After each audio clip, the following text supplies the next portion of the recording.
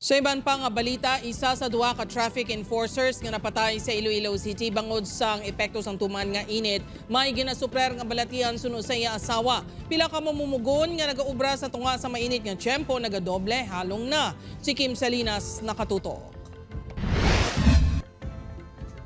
Apat ka adlaw nga nakumatos ang 65 anyos nga si John Tulio Sr., isa ka traffic enforcer sang Iloilo City Traffic and Transportation Management Office, antes ini nga ginbawian sa kabuhi sa Abril 7. Suno sa asawa sini, ginstroke sang Abril 3 ang aga sa ilabalay ang traffic enforcer sa ginpulot ang nahulog nga yabi sa motor. Hindi niya na mahulag ang piyak nga kamot, kag tiil, nagkiwi na ng baba, nagpukol ang paghambal niya. Apang suno kay Jeneline, madamo sang ginainom nga maintenance medicine ang yabana para sa hypertension, diabetes kag iban pa. Nakibot sila bangod wala kag-stroke si John.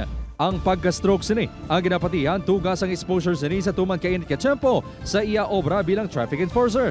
May isa pa ka traffic enforcer nga napatay man bangod sa ginapahayag epekto sang mainit ka tiyempo.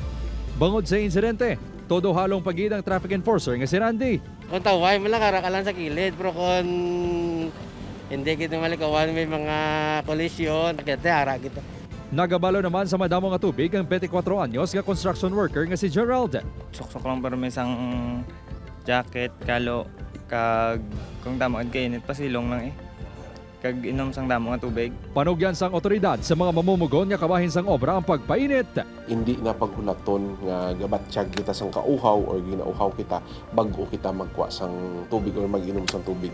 As much as possible, every 15 to 30 minutes intake kita. Upod Germel Porquia, Kim Salinas, 1 Western Visayas.